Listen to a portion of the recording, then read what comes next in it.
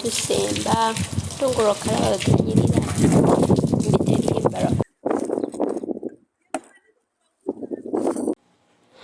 nze nabagamba enkumbi terimba kitegeera kola ng'omuddu olyenga omwami katungulu kaffe kaakano tuva kenogerako basulamu awo minwe gyange eminwe nanti ku ddungu kyekibwe bumonde kati ngenda teekamu katungulu kange ak'ebikoola mashallah mashallah mashallah mashallah kitegeera okalaba omanyi bwe kawunya akawoowo nga kali fresh bino ebuwalabu obisangawa naye munnange neetetenkanya ne ŋŋamba kaneesimbireyo kino kaneesimbireyo kiri ate ebimuli kasita bikala olowooza oba ozzaako ki sizoni ejja ngenda simba no naironi wenzijjamu obumonde nja kunneegattako buli mwampeereza location ndabike ng'ate muweerezaako wobeera n'ebikebe by'omukwano obeera n'ebikebe byo nga birimu ettaka funa kyosimbamu oba osimbamu bumonde butungulu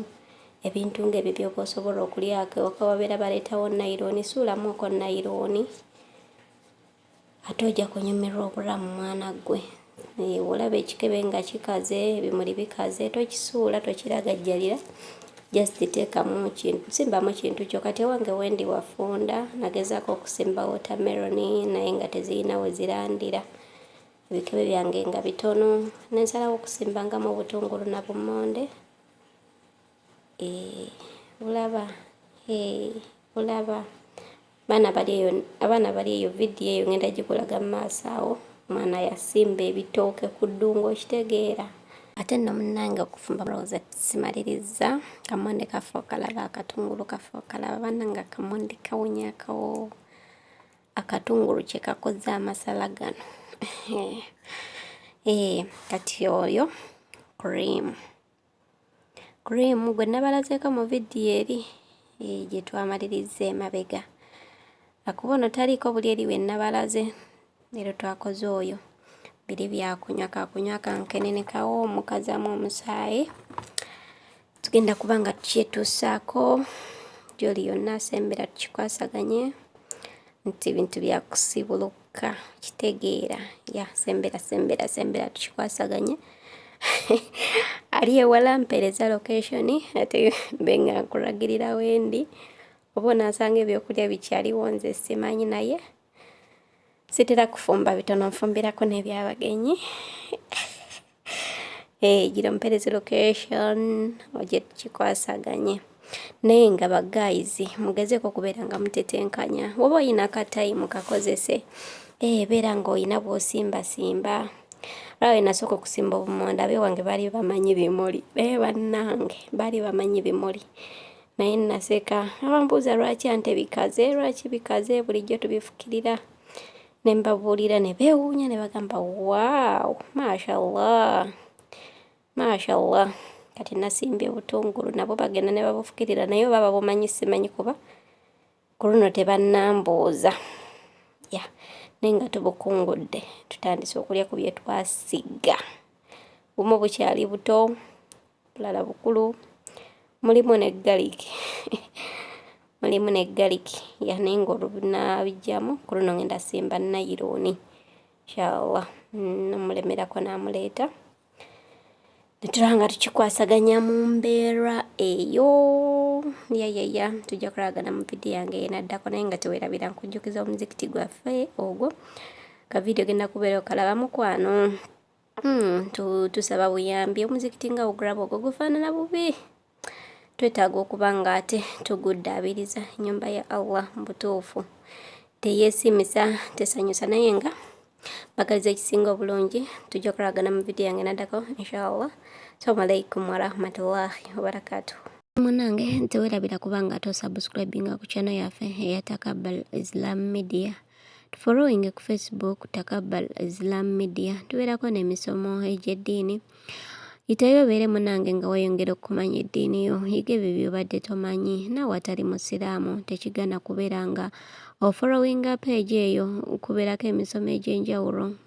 Tubeerako ne basheehi abakubuulira ekigambo wama naawe n'ogamba nti lwaki sidda mu ddiini y'Obuyisiraamu oba weetaaze okusiraamuka osobola okuyingira mu kabokisi ka shehe tajja kugana kwogera naawe, oba yingira mu kabokisi kange Omumbeja Shifah ku Facebook, oba genda ku page yange eya News Updates Media Channel. Beera ng'onterayo message mukwano, tujja kuba twogera. Oba nsanga ku TikTok Shifah Jazaalwa 2, tujja kuba nga twogera. Nja kuba nga nkutuusa ku shehe oyo asobola okubeera nga ate akusiramula mukwano guno. Assalamu alaikum warahmatullahi wabarakatuh. Ndaba muganda wange nkulamusizaako. Akadde kano ndikasuula Muslim Primary School wali omuzikiti ogw'ekitundu. Ekitundu kino kisangibwa mu kyawunibwa Town Council, Kalungu District, Greater Masaka, gy'oyinza okuyita Buddu. Akaseera kano nga bw'olaba outer part oba ekitundu ekyowabweru eky'omuzikiti guno ojja kizwa nti gukyali mu mbeera nnungi. Evyu yaagwo nga bw'okiraba, enzigi ziringa bwe zaagala, amadirisa, ebirawuli byavaamu. Bw'oyimirira eno olengera eri, so olaba nga embeera mwe guli mu butuufu teyeeyagaza. Bwe weetegereza n'ogwetooloola gwe yali atuuseewo, olaba nti mu butuufu si y'embeera eweesa Allah w'ekitiibwa, ekitiibwa kye nga bwe kisaana.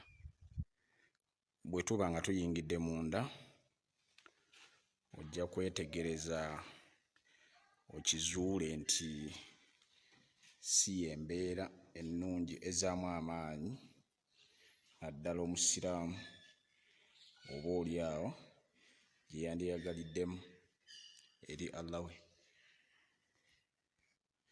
Mpozi wazze wabaawo okugezaako okuddaabiriza embeera nga bw'ogiraba bw'etunula, naye era okiraba nti mu butuufu si mbeera nnungi.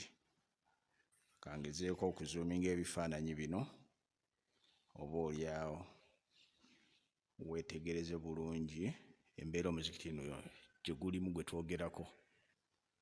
Musiraamu muddu wa Allah, eyo y'embeera omuzikiti guno gye gulimu.